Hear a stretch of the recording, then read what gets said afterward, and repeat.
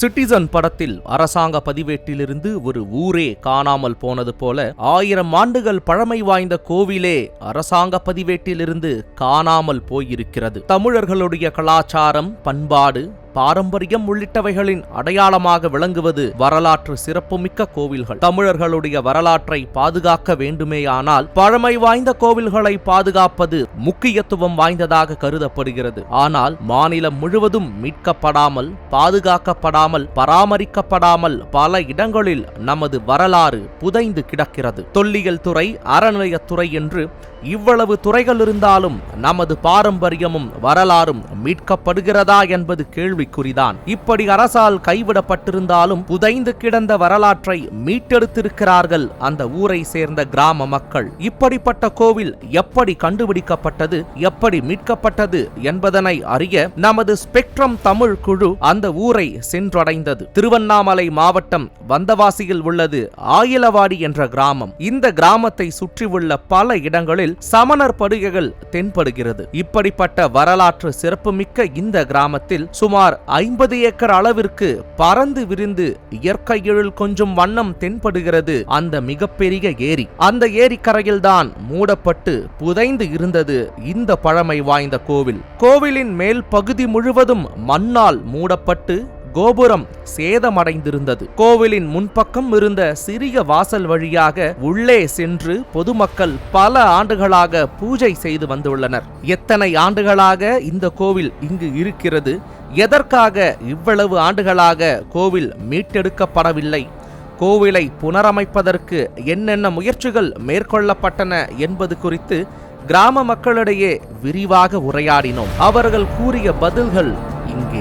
இங்க ரொம்ப பழங்கால சிவன் கோயில் இருக்குன்னு எல்லாருக்கும் தெரியும். ஆனா யாருமே எதுவுமே பண்ணவே இல்லை. ஏன்னா இங்க 2018 இருந்து வந்தேன். ஆனா அதுக்கு முன்னாடியே இந்த ஊர் மக்களுக்கு சிவன் கோயில் தெரியாது, ஏதோ ஒரு பூதம் இருக்கு அப்படின்னு சொல்லி அப்படியே விட்டுட்டு இருக்காங்க. ஏன்னா பாடறிஞ்ச இதுவா இருக்கிறதால ரொம்ப இது கேர் பண்ணிக்கல. அதுக்கு கீழே கிணறு இருக்கு அப்புறம் கிணறு இருக்கு அப்படின்னு தான் சொல்லியிருக்காங்க. ஆனா இது 64 65 இங்க ஐயங்காரங்க இருந்ததால அவங்க பூஜை பண்ணிட்டு வந்துருக்காங்க. பூஜை பண்ணி ஒருத்தர் பிரகாரம் சுற்றி வர மாதிரி இருந்திருக்கு. அந்த ஒரு தெரு ஃபுல்லா டோட்டலா மாறி சென்னை அப்படின்னு போனதால அந்த வழிபாடு யாரும் பண்ணாம அப்படியே விட்டதால பாலடைஞ்சு அப்படியே போயிட்டு இது இப்போ ஒரு 2015 தான் இது வழிபடணும்னு ஒரு எண்ணம் தோணுச்சு. கிராம மக்கள் அதை இது சுத்தம் பண்ணி அதை ரெடி பண்ணிட்டு இருந்தாங்க. அது வரைக்கும் இது வரைக்கும் பாருங்க, அது வரைக்கும் தான் மண்ணை மூடி இருந்தது. இது வரைக்கும் தான் கோபுரம் தெரிஞ்சுதுங்க. நாங்கள் பார்த்துட்டு ரெடி பண்ணிவிட்டு முன்ன இருந்த முள்ளு மரம் அதெல்லாம் கண்டதெல்லாம் ரெடி பண்ணி விட்டுட்டு ஒரு 5-6 வருஷமாக தான் அது உள்ளே வழிபாடு பண்ணுறதுக்கு சாமி போய் உள்ளே பண்ணிக்கின்னு பிரதோஷத்துக்கு அதை வழிபாடு பண்ணிக்கின்னு இருந்தான். அதுக்கப்புறம் திடீர்னு ஒருத்தர் வந்தார் சாமி வழிபாடு பண்ணுறதுக்கு. அவர் தஞ்சாவூர்லேருந்து வந்தாம்ல. தஞ்சாவூர்லேருந்து வந்தவர் வழிபாடு நாங்கள் பண்ண போகிறோம் அப்படின்னு சொல்லிட்டு அவர் சாமி கும்பிட்டாரு. சாமி கும்பிட்டு நாங்கள் இது இப்படியே தான் இருக்குமான்னு கேட்டோம். நாங்கள் கேட்டோம். எல்லாம் வரவங்களாம் பார்த்துட்டு போகிறாங்க. அறநிலையத்துறையிலேருந்து வராங்க, இங்கேருந்து வராங்க சாமி கும்பிட்றாங்க, அப்படி பார்த்துட்டு போகிறாங்க. எங்கள் கிராம மக்களால் பண்ண முடியல அதிகமாக, உங்களால் முடிஞ்சது என்ன பண்ணுங்கன்னு சொன்னோம். அவங்க என்ன சொன்னார், நான் என்னால் முடிஞ்சது என்னால் சாமி வரைக்கும் கோயில் வரைக்கும் வெளிப்படுத்திட்டு போகிறேன், என்னால் முடிஞ்ச அளவு பண்ணி விட்டு போகிறேன்னு சொல்லிட்டு அவங்க தான் பண்ணியிருக்கிறாங்க. 15 வருஷத்துக்கு முன்னே முன்பகுதி மட்டும் இருந்தது. இந்த முன்பகுதி மண்ணாக இருந்தது.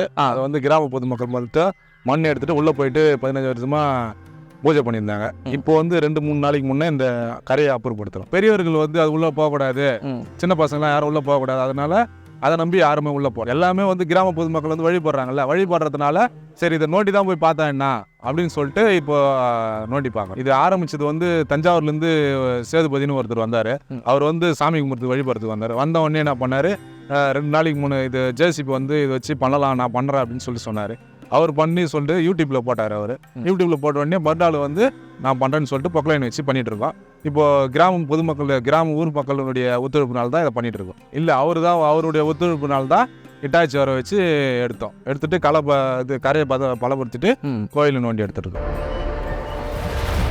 சின்ன வயசில் நான் பார்த்துருக்குறேன், இந்த இடத்துக்கு வந்துருக்கிறோம். அப்போது காடு மாதிரி இருக்கும், வேலி, முள்வேலி, பனைமரம் அந்த மாதிரி இருக்கும். அப்படி சுற்றி வரும்போது இந்த மரம் கோவில் வந்து முழுசாக மூடி தான் இருந்தது. முன் ஃப்ரண்ட்டு மட்டும் ஓப்பனில் சந்து இருக்கும். மேலே ஏரிக்கரை மேலே மட்டும் தான் வர முடியும், கீழ் பகுதியில் வர முடியாது. 10 வயசு இருக்கும் அந்த ஏஜ் போதெல்லாம். 2009ஆம் ஆண்டு கோவில் கண்டுபிடிக்கப்பட்டிருந்தாலும் கோவிலுக்கு உள்ளே பாழடைந்த கிணறு இருப்பதாகவும் அமானுஷ்ய சக்தியோ அல்லது தீய சக்தியோ உள்ளே இருக்கிறது என்பன போன்ற மூட நம்பிக்கைகளையும் வதந்திகளையும் நம்பி பல ஆண்டுகளாக கோவிலை மீட்டெடுக்கவில்லை என்று மக்கள் கூறியது அதிர்ச்சிக்குள்ளாக்கியது. இப்படி உரையாடிக் கொண்டிருக்கும் பொழுது கோவில் எப்படி மண்ணிற்குள் புதைந்தது என்ற கேள்வியை எழுப்பிய பொழுது அவர்கள் கூறிய பதில் நம்மை உலுக்கியது. இது என்ன ஆயிடுச்சுன்னா, ஏரி தூர புலர்மரிக்கும் போது இந்த மண்ணை வாரி கொட்டி அந்த ஃபுல்லாக கோவிலை மூடிட்டு ஏன்னா ஒரு 70s அப்படி நடந்திருக்கும்.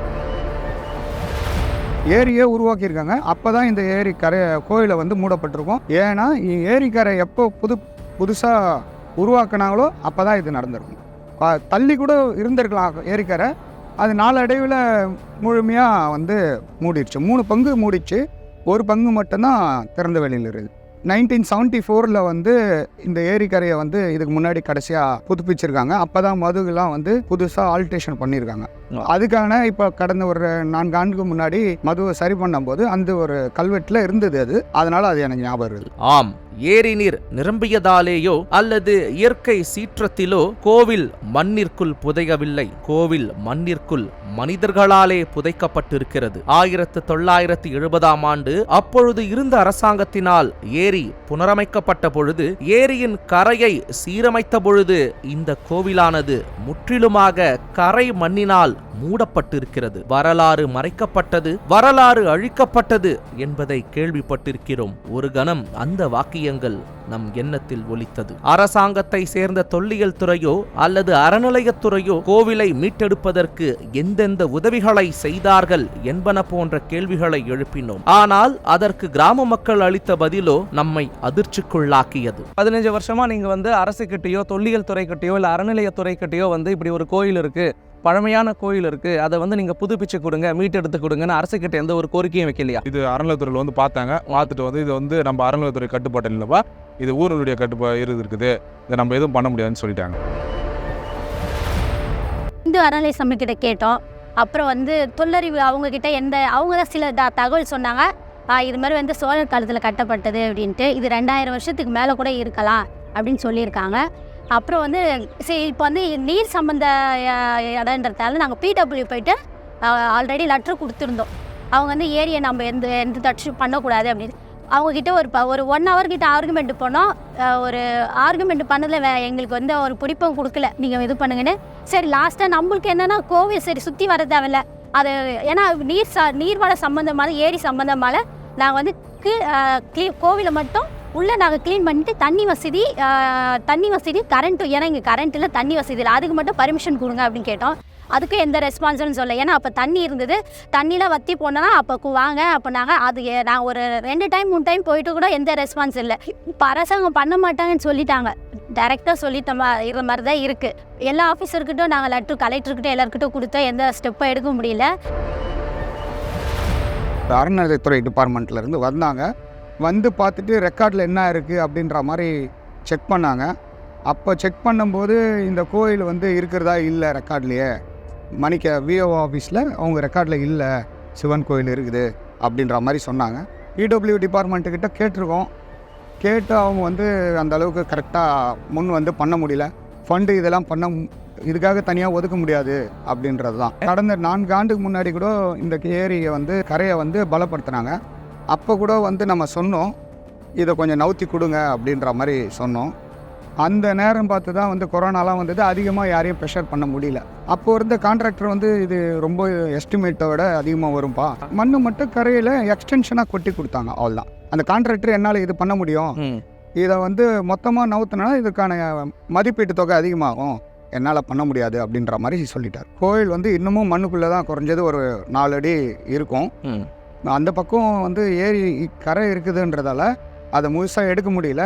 அது கரையை வந்து இன்னர் சைடில், எப்படி சொல்கிறது, ஏரி கரைக்கு இன்னர் சைடு தண்ணி தேங்கக்கூடிய இடத்துல அந்த பகுதியில் வந்து ஒரு ரீட்டைனிங் வால் பண்ணால் மட்டும்தான் கோவிலோட முழுமையாக எடுக்க முடியும். சிட்டிசன் படத்தில் அத்திப்பட்டி என்ற ஊர் எப்படி அரசாங்க வரைபடத்திலிருந்து அழிந்து காணாமல் போனதோ அதே போன்று இந்த கோவிலும் அரசாங்க பதிவேட்டிலிருந்து காணாமல் போயிருக்கிறது. அறநிலையத்துறை அதிகாரிகள் ஊர் மக்களின் வேண்டுகோளை ஏற்று ஆய்வு மேற்கொண்ட பிறகு 1000 ஆண்டுகள் பழமை வாய்ந்த இந்த கோவில் இருப்பதற்கான அடையாளமே எங்களுடைய பதிவேட்டில் இல்லை, ஆகையால் அரசாங்கம் இதற்கு உதவ முடியாது என்று கூறியுள்ளனர். இதனை உறுதிப்படுத்த அந்த ஊரின் கிராம நிர்வாக அலுவலரின் அலுவலகத்திற்கு விரைந்தோம். கிராம நிர்வாக அலுவலரிடம் ஊரின் வரைபடம், ஏரியின் அடங்கல் உள்ளிட்ட ஆவணங்களை வாங்கி பார்த்த பொழுது அடங்கலில் ஏரியில் கோவில் இருக்கும் இடத்தில் எதுவும் குறிப்பிடப்படாமல் ஏரி என்று மட்டும் குறிப்பிடப்பட்டிருந்தது. ஆனால் பழைய பதிவேட்டில் கோவில் இருந்ததற்கான சான்றுகள் இருந்ததைக் கண்டு அதிர்ச்சிக்குள்ளானோம். கோவிலை பராமரிக்கும் குடும்பத்தினை சேர்ந்த பெண்ணிடம் உரையாடினோம். இந்த கோவிலிலும் சிலைகள் திருடப்பட்டு உள்ளன என்ற அதிர்ச்சி தகவலை அவர் தெரிவித்தார். இந்த கோவில் 2000 வருஷத்துக்கு அது கட்டப்பட்ட கோவில்ன்றாங்க. இது திருஞான சம்பந்தர் பாடப்பட்ட தலன்றாங்க. ஆனால் வந்துட்டு இங்கே அந்த பதிவு ஏதோ நம்ம ஓலைச்சுடியில எதுலேயும் இல்லை. ஆனால் திருஞான சம்பந்தர் பாடப்பட்ட தலம் இங்கே. ஆனால் நிறைய சிலை இருந்திருக்கு, அவரும் சொல்லியிருக்காரு. அம்மன் சிலை இருந்திருக்கு, முருகர் சிலை இருந்திருக்கு, எல்லாம் மிஸ்ஸிங் ஆயிருக்கு. நிறைய ஃபர்ஸ்ட் நந்தி சிலையே இல்லை இங்கே. நந்தி சிலைன்றாங்க மண்ணுக்கு புதைஞ்சிருக்குன்றாங்க. இப்போ நந்தி ஒரு சிவன்லிங்கம் இருந்ததுன்னா நந்தி இருக்கணும்னு சொல்லிட்டு இது பிள்ளையார் கோவிலேருந்து எடுத்துகிட்டு வந்து எங்கள் மாமனார் வச்ச சார். பார்த்தீங்கன்னா அங்கே கீழே பாருங்கள், அது ஒரு நந்தி சிலை இருந்துருக்கு. நாங்கள் விநாயகர் கோவிலேருந்து ஊர் மக்கள் சம்மதத்தோடு இங்கே எடுத்துகிட்டு வந்து வச்சுருக்காங்க. போன மாதம் என்னென்னா சித்தர் ஒருத்தர் வந்தார். அவர் சித்தர் பூஜை ஒரு அமாவாசை டைம் புரதோஷ பூஜை பண்ணிட்டு போயிட்டு அமாவாசைக்கு வந்து பூஜை பண்ணார்.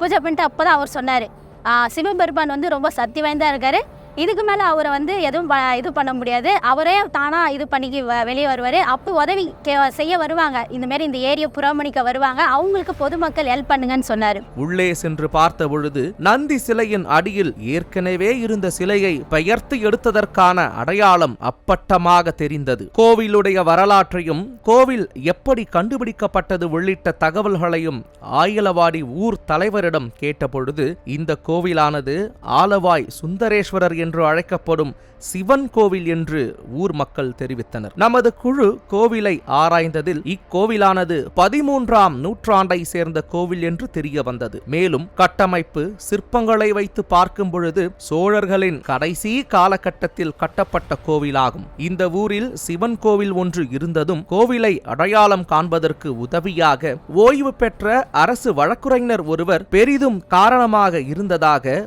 ஊர் மக்களும் தலைவரும் தெரிவித்தனர். பூனேல இருந்து ஒரு ஐயர், இந்த நம்ம ஊர் ஆயல்வாடி பூர்வீகமாக இருந்தது. அந்த ஐயர் வந்து சத்யநாராயண அவர் ஐயா. அவர் வந்து இந்த கோயிலுடைய சிவன் கோயில் நம்ம ஊரில் இருக்குது, அது வந்து நம்ம வழி போனோம் அப்படின்னு சொல்லிட்டு வந்து அவர் சொல்லி தான் இது வந்து திரு ஆலவாய் சுந்தரேஸ்வரர்னு நம்மளுக்கு பேர் தெரியும். அதுக்கப்புறம் முன்பு அவர் வந்து சொன்னதுக்கப்புறம் இந்த முன்பகுதி மட்டும் 15 வருஷமாக பூஜை செஞ்சுட்டு வராங்க. இங்கே வந்துட்டு ஐயர் ஒருத்தர் இருக்காரு. அவர் இங்கே பூர்வீகம் இருந்து அவர் சின்ன வயசில் அவரும் ஐயர் தான். அவர் வந்து பூஜை பண்ணிவிட்டு அவங்க பாட்டனார் தகப்பனார் எல்லாம் பூஜை பண்ணியிருக்காங்க. அவர் வந்து சென்னையில் படித்து அப்படி பூனேயில் செட்டில் ஆகிட்டு ஜட்ஜாக இப்போ வக்கீலாக இருந்து ஜட்ஜாகி ரிட்டையர்மெண்ட் ஆகிட்டு இப்போ அவர் தான் ஃபுல்லாக வந்து இது கோவிலோட ஃபண்டிலேருந்து எல்லாமே பூஜை பண்ணுறதுலேருந்து என்ன பூஜை பண்ணோம் என்ன இது பண்ணோம். இந்த கேட்டு கூட இந்த கோவிலுக்கு கேட்டு கூட இல்லாமல் இருந்தது. 2006 பூஜை பண்ண ஆரம்பித்தாங்க. ஒரு சின்ன தடங்கள்னால நின்றுடுச்சு. 2016 திரும்ப இப்போ போன வருஷத்துலேருந்து அவர் திரும்ப ஸ்டெப் எடுத்து க்ளீன் பண்ணி இப்போ திரும்ப பூஜை பண்ணிகிட்டு இருக்கோம். இப்போ நான் தான் இது வந்து பூஜை பண்ணிகிட்டு இருக்கேன். போன வருஷம் 8ஆம் மாதத்துலேருந்து இந்த வருஷம் பிரதோஷ பூஜை எல்லா பூஜையும் பண்ணிகிட்டு இருக்கோம். 2005 வந்து நம்ம ஊரில் ஒரு பெருமாள் கோவில் ஒன்று இருந்தது. பழமையாக எதுவும் சீரமைக்காமல் பயன்பாட்டில் இல்லாமல் அந்த பெருமாள் கோவிலை வந்து புதுப்பிச்சு கும்பாபிஷேகம் பண்ணி முடித்தாங்க. அந்த டைமில் வந்து இந்த கோயில் கும்பாபிஷேகம் பண்ணதை தெரிஞ்சு இந்த ஊரை சார்ந்தவர் வெளியில் இருந்திருக்காரு. அவரோட பேர் சத்யநாராயணன். இப்போ பூனேயில் இருக்கார். அவர் அப்போ அந்த ஃபேமிலியோடு அந்த கும்பாபிஷேகம் தெரிஞ்சது பேப்பர் நியூஸ் பார்த்துட்டு இங்கே வந்திருந்தார். அப்போ அவர் தான் இங்கே கோவில் இருக்குது, இங்கே சிவன் கோவில் இருக்குது அப்படின்ற மாதிரி சொன்னார். இந்த இடத்துல வந்து அந்த 63 நாயன்மாரில் ஒருத்தர் வந்து இங்கே ஒரு இரவு தங்கி ஒரு பாடல் பாடிட்டு போனதா வரலாறுல இருக்குது அப்படின்னு சொல்லியிருக்காரு. இப்படி தொல்லியல் துறையினராலும் அறநிலையத் துறையினராலும் கைவிடப்பட்டிருந்தாலும் ஊர் மக்களும் சமூக ஆர்வலர்களும் ஒன்றிணைந்து கோவிலை மீட்டுக் கொண்டிருக்கிறார்கள். தமிழர்களுடைய பெருமையை உலகறிய செய்வதில் இது போன்ற பழமை வாய்ந்த கோவில்களுக்கு பெரிய பங்கு உண்டு. தமிழகத்தில் இந்த ஒரு கோவில் மட்டுமில்லாமல் இன்னும் பழமை வாய்ந்த பல கோவில்கள் பராமரிக்கப்படாமல் புனரமைக்கப்படாமல் சிதைந்து கிடக்கின்றன. இனிமேலாவது அரசு தாமதிக்காமல் விரைந்து நடவடிக்கை எடுத்து தமிழர்களின் பெருமையை நிலைநாட்டும் வரலாற்று சிறப்புமிக்க கோவில்களை மீட்டெடுக்க வேண்டும் என்பதே அனைவரது கருத்தாக ஒலிக்கிறது.